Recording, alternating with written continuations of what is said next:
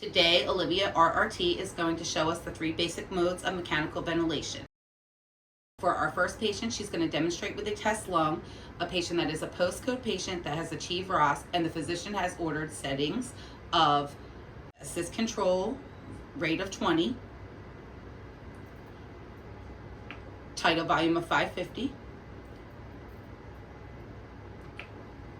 an FiO2 of 100%, and a PEEP of 5. As you can see, all of the settings that Olivia has dialed into the bottom remain the same until she or the physician were to make changes. Everything over on your right is what the patient is putting out based on the settings we have dialed in. On your left, you will see a flow volume loop that looks nice and full, which shows us that our patient is receiving adequate ventilation for their lungs. Assist control is usually the standard mode in post-code situations or patients that are obtunded or sedated, because the machine triggers every breath for the patient to provide adequate rates, volumes, and pressures. Now, the doctor may recommend that Olivia change this patient to an intermittent mode, which is also known as SIMV, synchronized intermittent mechanical ventilation. In this mode, the difference is the machine allows a slight pause. The machine allows a slight pause for the patient to trigger their own breath, but if they fail to, the machine will kick in. So the patient will never go without adequate rates or ventilation. And typically, this means the patient is improving, so Olivia will go ahead and, per the physician, lower the rate to a rate of 16. The blood gases have been showing the patient has had adequate oxygenation, so she's going to try to get the FiO2 as low as she can. So we're going to go down to 40%.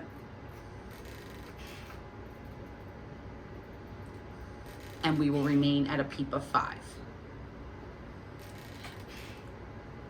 After monitoring the patient and doing repeat blood gases after mode changes and rate changes, and the patient's overall condition is improving, we are going to perform an SBT, spontaneous breathing trial, and we do that in the CPAP mode.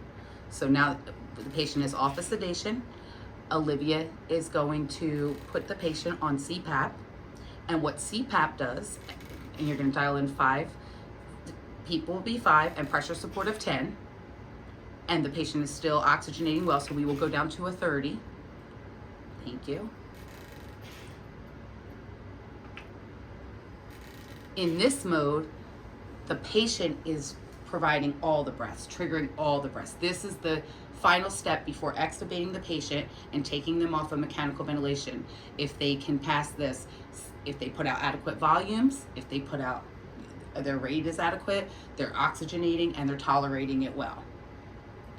This way we don't remove the tube until the patient is ready. If the patient doesn't tolerate CPAP well, as you see this patient isn't, given the output on the right-hand side, this patient just may need a little more time, and we would put them back on a low SIMV rate until we can try this again.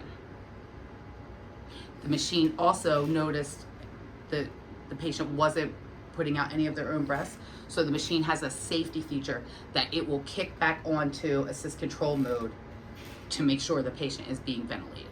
Okay, so if nurses want to assist in suctioning and they notice that their patient is in need of suctioning, we always hyperoxygenate. So the nurse will go ahead and hit that 100% O2 button on the bottom of the machine. And as you'll notice, the 30% now increased to 100 for a duration of 2 minutes.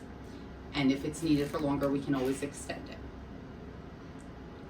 Also, another feature, if the machine is alarming and the nurse is providing care or the respiratory therapist is providing care and they know the patient is safe, you can hit the silence button on the alarm until you have finished your task with that patient.